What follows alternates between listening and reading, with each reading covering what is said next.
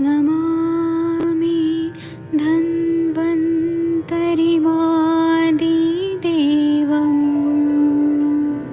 सुरासुरैर्वन्दितपादपद्मम् लोके जरामृत्युनाशम्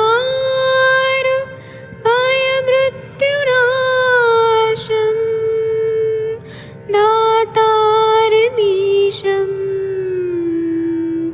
विविधौषधीनां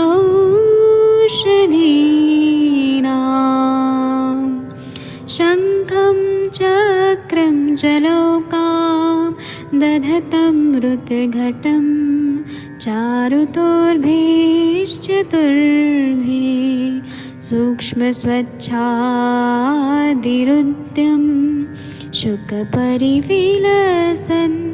मौलिमं भोजनेत्रम् कालाज्वलाङ्गं कटितटविलसत्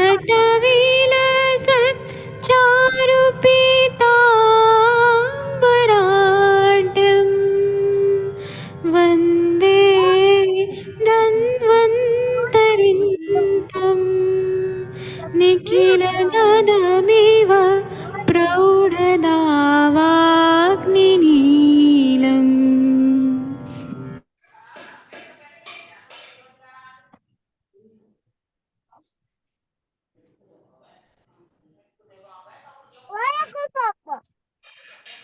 प्रणाम सभी लोगों को। मैं वैद्य अरविंद पाठक पुणे महाराष्ट्र से आप सभी लोगों का स्वागत करता हूं। कृपया अपना घर घर का आवाज मत सुनाइए।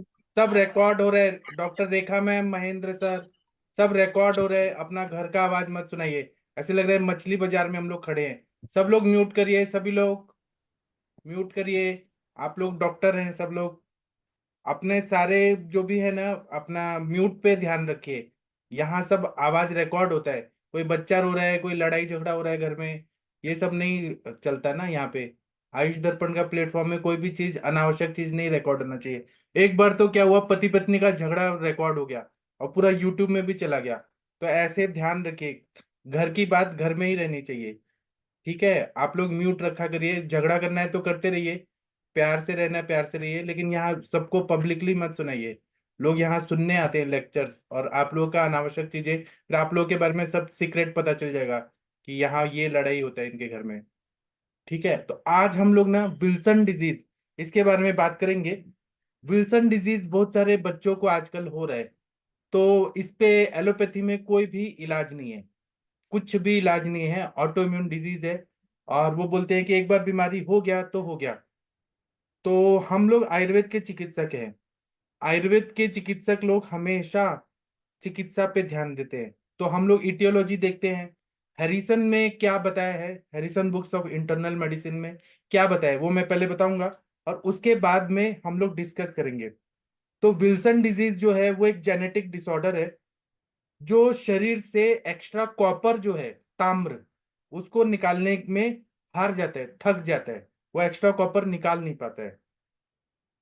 विल्सन डिजीज में फिर क्या होता है कि जो लीवर में ताम्र, कॉपर, ब्रेन में, आईज में, ऑर्गन्स में जमा होने लगता है, और फिर वो ऑर्गन को डैमेज करने लगता है। तो खास तरह से कॉपर का डिपोजिशन एक एक सेलुलर लेवल पे होने लगता है। हमारे बहुत सारे खाद्य पदार्थ ऐसे हैं जिनके जिनमें रहता है कॉपर, या फिर जेनेटिक म्यूटेशन से वो कॉपर आता है। जैसे दादा परदादा, उसमें वो कॉपर आ ही रहा है, जीन्स में आ रहा है। और दूसरा क्या है कि नॉर्मली हमारे खाद्य पदार्थों में जो भी कॉपर रहता है, वो क्या होता है कि वो फिल्टर होते रहता है लीवर से, और बाइल में वो निकल जाता है। जो हमारा पित्त होता है, हम लोगों ने पढ़ा है, बाइल, बिलिरुबिन, बिलीवेड्रिन, तो उससे वो गैस्ट्रोइंटेस्टिनल ट्रैक्ट में निकलते जाता है। लेकिन जिनको विल्सन डिजीज होता है, उनमें ये कॉपर तो नॉर्मल रिलीज होता है, लेकिन वो कुछ एक जीन होता है हमारे, मतलब जो लोग को होता है, ATP7P जीन होता है। वो जीन की वजह से क्या होता है कि स्टोरेज कैपेसिटी जो लीवर की रहती है, कॉपर की, वो बहुत ज्यादा बढ़ जाती है। और कॉपर जो रहता है वो बहुत ज्यादा लीवर में जमा होने लगता है, वो निकल नहीं पाता है, और फिर वो धीरे धीरे ब्लड में जाता है और पूरे ऑर्गन में फैल जाता है, ब्रेन में, किडनी में, आंखों में। कोई भी चीजें हम लोग भी ताम्रभस्म यूज करते हैं। अब मैं कुछ एग्जांपल बताऊंगा कॉपर होता किस किस में है। जैसे कि हमारा तुलसी है, तुलसी में नेचुरल कॉपर होता है ना। तो ऐसे ही बहुत सारे खाद्य पदार्थ में भी कॉपर होता है। तो लेकिन नॉर्मली सभी के शरीर में जो भी ये मेटल्स होते हैं ना, सूक्ष्म मात्रा में रहते हैं, तो वो लीवर उसको निकाल देता है मल के रूप में। विल्सन डिजीज में कोई जीन होता है, उसकी वजह से वो लीवर का फंक्शन अच्छे से नहीं हो पाता, कॉपर को निकाल नहीं पाता है। तो सबसे पहले विल्सन डिजीज जो रहता है, आप लोगों के पास कभी ना कभी तो पेशेंट आएंगे, मैंने ऐसे पेशेंट देखे हैं। तो मुझे मालूम है कि ऐसा होता है, विल्सन डिजीज होता है, और इसकी चिकित्सा आयुर्वेद में सबसे अच्छी होती है। मैंने पेशेंट ठीक है, इसलिए मुझे इतना कॉन्फिडेंटली मैं बता सकता हूँ आप लोगों को। बच्चे मैंने देखे हैं और वो सिम्टम्स भी एकदम मैच होते हैं। आयुर्वेद की चिकित्सा, जो हमारा ताम्र का अशुद्ध, ताम्र के जो लक्षण बताए हैं रस शास्त्र की किताब में, वो सारे मैच होते हैं। अभी हम उस पर बात करेंगे, पहले आप मेरा बात सुनिए। तो सबसे पहले ये विल्सन डिजीज लीवर को अटैक करता है, फिर सेंट्रल नर्वस सिस्टम को अटैक करता है। ठीक है, आपके पास जब भी ऐसे पेशेंट आए तो घबराइएगा मत, पहले सारा चीज समझ लीजिए। या फिर सेंट्रल नर्वस सिस्टम को करेगा और लीवर दोनों को ये करेगा, और इसमें एक्यूट लीवर फेलियर हो जाएगा। फिर इसमें सिम्टम्स क्या आएंगे, तो हिपैटोमेगैली, स्प्लिनोमेगैली, मतलब swelling of liver and swelling of spleen, फिर जॉन्डिस, फिर उसके बाद में असाइटिस, पेन में, पूरा पेट में पानी जमा होने लगता है।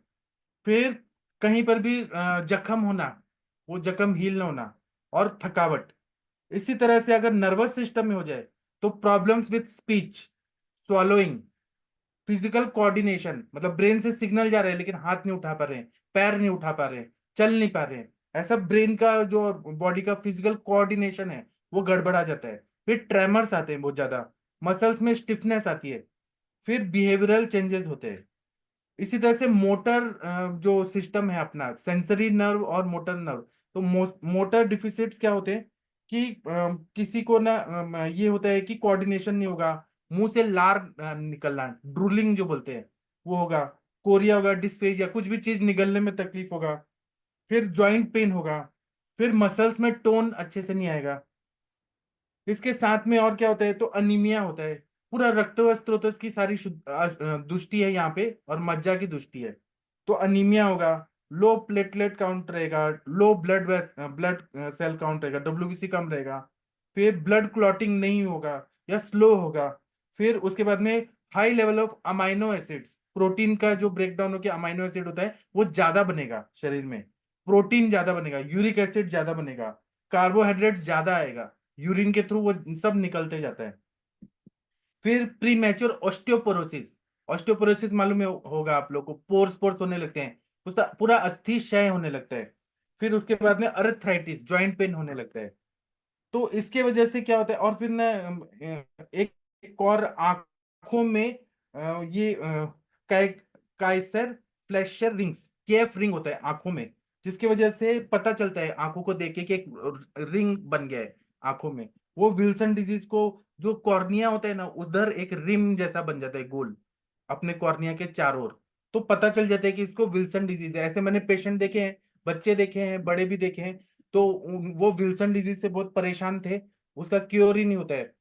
मैंने पेशेंट ऐसे देखे जो बॉम्बे हॉस्पिटल में ट्रीटमेंट ले रहे थे, लीलावती में ले रहे थे। तो वो पेशेंट मैंने देखे, आगे मैं बताता हूँ। तो इसमें हमें पहले तो जो कंफर्मेशन कैसे करना है कि विल्सन डिजीज है कि नहीं, कॉपर की टॉक्सिसिटी है कि नहीं, इसके लिए हमें सीबीसी करना पड़ता है, टोटल ब्लड काउंट। वो देखना पड़ता है कि कितना उसमें सीबीसी में प्लेटलेट लो हो रहा है क्या। फिर उसके बाद में हमें ये देखना पड़ता है कि प्लेटलेट डब्ल्यूबीसी कैसा है, सब चीज देखना पड़ता है। उसके बाद में हमें लीवर फंक्शन टेस्ट देखना पड़ता है। फिर एक होता है केएफ रिंग जो होता है आंखों के लिए, उसमें हमें देखना है स्लिट लैम्प टेस्ट, वो देखना पड़ता है। तो उससे पता चलता है कि हाँ, आंखों में इसको एक रिम ऐसे गोल कॉर्निया के पास हो गया है। इसके बाद में प्रोथ्रोम्बिन टाइम देखना है कि ब्लीडिंग बहुत स्लो हो रहा है। फिर यूरिन कॉपर लेवल देखना है। फिर ब्लीडिंग टाइम और क्लॉटिंग टाइम, बीटीसीटी जो रहता है वो देखना होता है। एमआरआई ब्रेन करना है। तो आप लोगों के स्क्रीन पे थोड़ा दिख रहा होगा कि ये ब्रेन देखिए किस तरह से, ऐसा अजीब तरह का ब्रेन हो रहा है, ऐसा दिखाई देता है। ठीक है। तो ये सब हमारे पेशेंट ऐसे ही क्लिनिकल पिक्चर लेके आते हैं। उसी तरह से बेसल गैंग्लिया में ये कुछ अजीब तरह का कुछ डिफॉर्मेशन हो जाता है। तो आप लोग अभी थोड़ा कुछ बताइए, फिर मैं बताता हूँ आयुर्वेद का पर्सपेक्टिव में क्या है होता है। एक मिनट, मैं अभी अनम्यूट करने का ऑप्शन देता हूँ। डॉक्टर कंचन मैम, पल्लवी मैम, आपने देखे हैं ऐसे पेशेंट विल्सन डिजीज के? सर मैंने एक भी पेशेंट नहीं देखा है इसका अभी तक। हाँ तो अच्छा है। सुना है और आपने भी पढ़ाया है, पर मैंने नहीं देखा है सर अभी तक एक पेशेंट भी। हाँ, लेकिन मैंने जब पढ़ाया उसके बीच में मैंने 12-13 पेशेंट देख लिए उसके बीच में। जी तो सर, ऐसे हम हमें अभी इजी हो जाएगा। अभी समझो इनकेस पेशेंट आता भी है तो आपने इतना अच्छा पढ़ाया है कि हमको याद रहेगा और हम उसको ट्रीट कर सकेंगे। हाँ, तो इसमें हमें सबसे पहले तो ये समझना है कि ताम्र की यहाँ पे टॉक्सिसिटी है। ताम्र वहां पे नुकसान दे रहा है। तो ताम्र को हम लोग निर्गुंडी पत्र के स्वरस में शुद्ध करते हैं। तो निर्गुंडी का पत्र का स्वरस सबसे अच्छा है। या कॉपर टी लगाने के बाद भी बहुत ज्यादा टॉक्सिसिटी होती है कॉपर टी से, तो वहां पर भी निर्गुंडी स्वरस देना चाहिए। ठीक है। और भी मैं बताता हूँ, तो इसमें हमें रक्त का प्रसादन करने वाले द्रव्य, यकृत पे काम करने वाले द्रव्य देने चाहिए। तो उसमें तिक्त रस सबसे मेन है, शोथग्न दवाइयां देनी है, मूत्रल दवाइयां देनी है, विषग्न दवाइयां देनी है, और रक्त के विष को नष्ट करने वाली दवाइयां देनी है। ये कॉपर में टॉक्सिसिटी होना मतलब रक्त का विष बढ़ गया है बहुत ज्यादा। तो इसमें कुछ दवाइयां मैं बताता हूँ, आप लोग याद कर लीजिए। जब भी पेशेंट है विल्सन डिजीज डायग्नोसिस करके कोई भी घबराएगा नहीं। आप लोग कॉन्फिडेंटली ये सारी दवाइयां दीजिए। मैं आपको गारंटी देता हूँ आपके पेशेंट पूरा ठीक हो जाएंगे, परमानेंट ठीक हो जाएंगे। तो इसमें तिक्त रस, शोफग्न, मूत्रल, विषहर, ऐसे कुछ दवाइयों का मैं कॉम्बिनेशन बता रहा हूँ जो आप लोग को मालूम है। लेकिन हमें ये नहीं बताया जाता कॉलेजेस में कि यही दवाई देने से फायदा होता है। जो बड़े बड़े वैद्य लोग करते हैं वो कभी अपना सीक्रेट बताते नहीं है। और हम तो उतने बड़े नहीं है, हम तो ढूंढ ढूंढ के पेशेंट ठीक करते हैं। और हम खुद पता लगाते हैं कि कहाँ से क्या होगा। हम उतने बड़े कभी नहीं हो सकते हैं कि हम अपना नॉलेज ना बताएं। हम भगवान उतना बड़ा कभी ना बनाए, अहंकारी कभी ना बनाए। तो यहाँ पर गुडुच्चादि कषायम सबसे बेस्ट दवाई है, क्योंकि तिक्त रस है, शोफग्न है, मूत्रल है, विषहर है, और रक्त विष के नाश करने वाला है गुडुच्चादि कषायम। फिर पुनर्नवादि कषायम, फिर पटोल कटु रोहिण्यादि कषायम सबसे अच्छा रहता है। फिर निम्ब त्वगादि कषायम, नीम की छाल से बनाया हुआ जो काढ़ा रहता है वो सबसे अच्छा रहता है।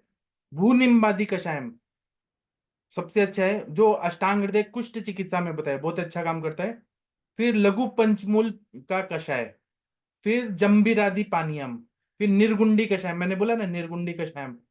फिर उसके बाद में हमें ताम्र शोधन वर्ग के कुछ दवाइयां हैं जो खासकर ताम्र की शुद्धि करते हैं। अपने रस शास्त्र में से मैंने निकाला है, हमारे सर ने ऐसे ही सिखाया, हमारे गुरुजी ने। तो उन्होंने बोला ताम्र की शुद्धि के जितने भी घटक द्रव्य हैं वो सब एक इकट्ठा करो। तो इसमें मंजिष्ठा है, कुमकुम है, लाक्षा है, दाड़िम का पुष्प है, रक्त चंदन, फिर बंदूक पुष्प, करवीर पुष्प, करवीर जो कनेर होता है उसका फूल जो पीला रंग का होता है भगवान को चढ़ाते हैं, कनेर का पुष्प, बंदूक पुष्प, रक्त चंदन, दाड़िम का पुष्प, लाक्षा, कुमकुम, मंजिष्ठा, इसका काढ़ा बनाना है और ये देना है। इसी तरह से ताम्र की शुद्धि और किस किस चीज से होती है? तो अम्ल द्रव्यों से होती है, जैसे कि तक्र से होती है और नींबू से होती है, नींबू स्वरस से। तो वो देना है। इसी तरह से जाम्बिर, जाम्बिर नींबू जो रहता है, जम्बीरी नींबू, उसका शरबत बनाना है और उससे उसको देना है पीने के लिए सुबह शाम। तक्र देना है, कांजी देना है। तो इससे विल्सन डिजीज अगर आप 4 महीना मिनिमम, मैक्सिमम 1.5 साल करते हैं, पेशेंट 100% ठीक होता है। ये मिनिमम 4 महीना इसलिए कि कभी कभी दीपन पाचन करने में टाइम लगता है, और 1.5 साल इसलिए कि मैक्सिमम 1.5 साल तक उतना, क्योंकि पूरा चेंजेस करना है हमारे ऑर्गन्स में जो जो डैमेज हो गया है।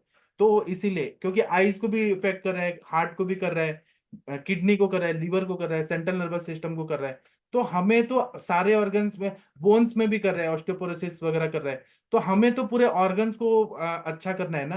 तो रिजुविनेट करने में थोड़ा वक्त लग सकता है। इसलिए पेशेंट को एक आइडिया देना चाहिए कि हाँ इतना टाइम लगेगा। अगर आपने कहा ना कि हम जल्दी से जल्दी कर देंगे, हम तो इतने धनवंतरी भगवान हो गए हैं कि हम कर देंगे, ऐसा नहीं करना है कभी भी। पेशेंट को कॉन्फिडेंस में लेके और फिर चिकित्सा करें। और हम एक इंसान हैं, हम डॉक्टर हैं, ठीक है। लेकिन हमें कभी भी ऐसे ओवर कॉन्फिडेंस में नहीं बोलना चाहिए कि हम सब कुछ कर सकते हैं, हम कोशिश करेंगे, ऐसा बोलना चाहिए। दूसरा, हम लोग को कुछ अगध द्रव्य देना चाहिए, क्योंकि टॉक्सिसिटी हुई है, रक्त में विष का प्रभाव है, इसलिए दशांग अगध इसको खाने के लिए देना है। दशांग गुलिका भी आ सकता है, वो दे सकते हैं। दूषी विष अगध दे सकते हैं। चंद्र प्रभावटी, क्योंकि वो मूत्रल है, यूरिन को पूरे अच्छे से क्लीन करता है। फिर उसके बाद में चूर्ण कल्पना में पिपली चूर्ण देते हैं।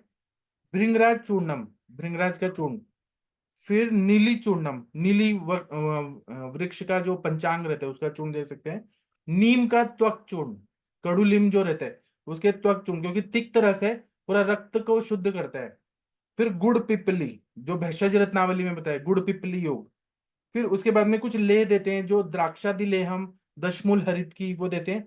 उसी तरह से जब वो रिकवरी होने लगता है, जब मतलब पेशेंट ठीक होने लगा, उसका सारे सिम्टम्स ठीक हो गए, जॉन्डिस वगैरह ठीक हो गया, उसका लीवर फंक्शन अच्छा होने लगा, एलएफटी, एसजीओटी, एसजीपीटी, जीटीटी, फिर उसके बाद में serum urea, serum biliverdin, serum bilirubin, ये सब नॉर्मल आ गया।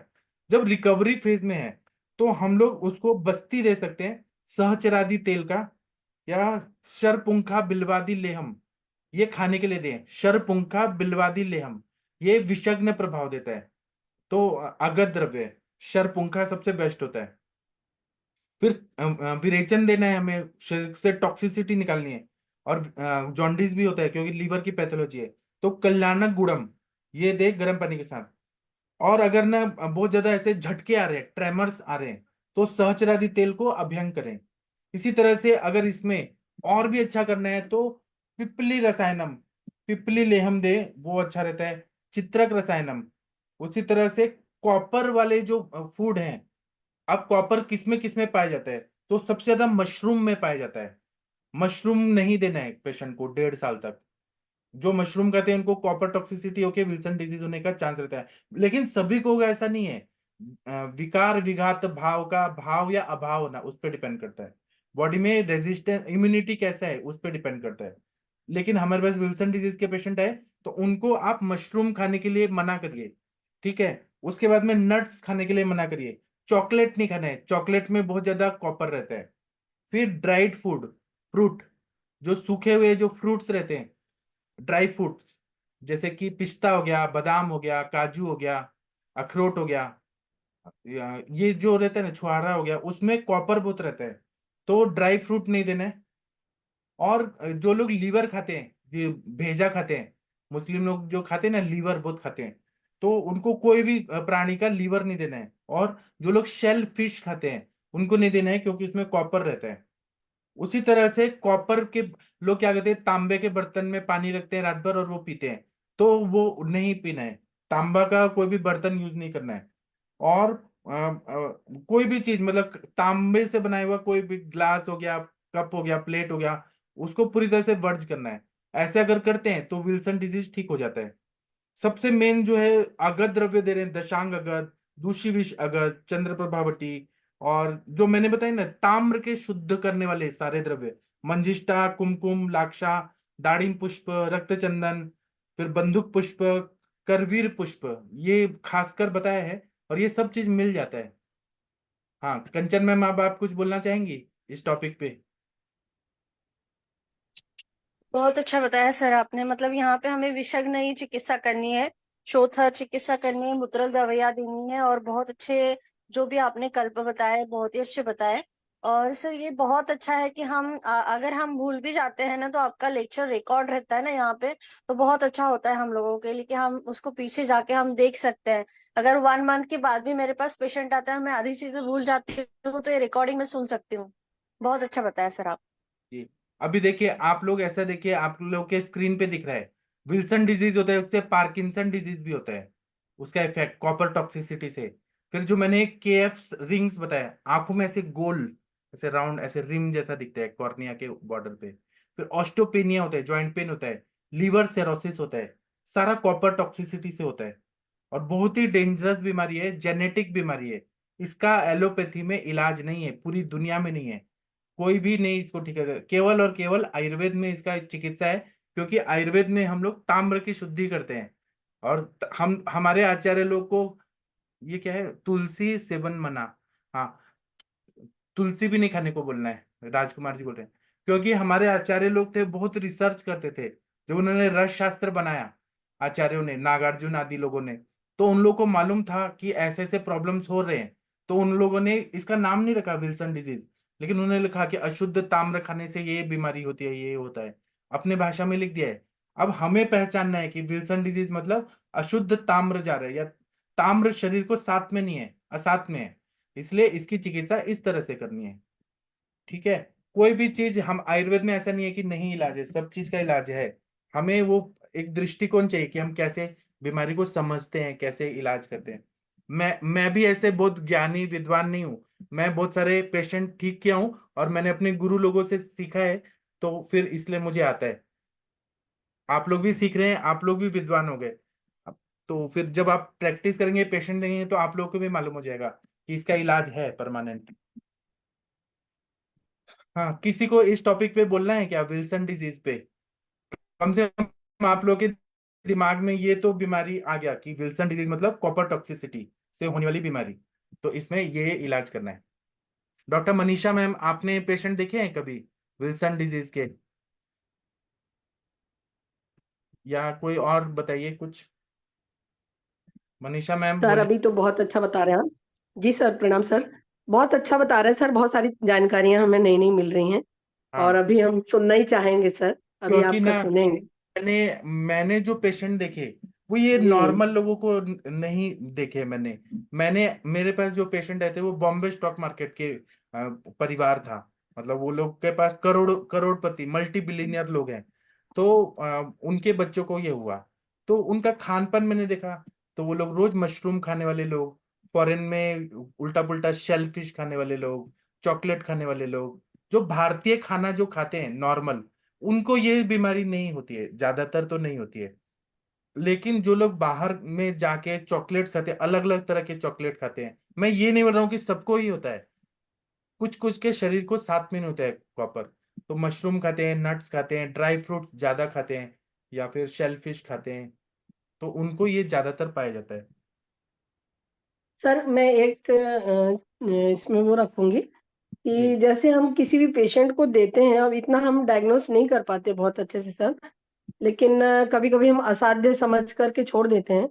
तो किसी किसी पेशेंट में आरोग्यवर्धिनी में प्रॉब्लम आता है, तो कहीं ना कहीं उसको ये रहता होगा, कॉपर का हेतु रहता हाँ, होगा सर। रहता है ना। जी जी इसमें दो चीज हो सकता है, या तो आरोग्यवर्धनी अच्छा नहीं बनाए, जी। उसमें पारगंधक अच्छा नहीं, कज्जली नहीं बनाया अच्छा से, ताम्रपत्र में अच्छा नहीं डाला है, नहीं, या फिर अदर को उसको साथ में। अदर को सुटेबल है, बट किसी किसी को ऐसा हो रहा है, तो ये चीज हमें और इसमें हाँ, ध्यान देना पड़ेगा। हाँ, तो हमें जी ताम्रकल्प नहीं देना है उनको।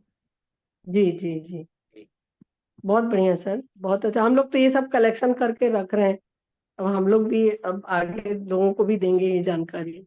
जी, जी सर, थैंक यू सर। अपना अपना नॉलेज शेयर करना चाहिए। पता नहीं जी जी हमारे बोलने से, कर्म से कहाँ किस तक इलाज पहुंच जाए और कौन ठीक हो जाए, पता नहीं चलता।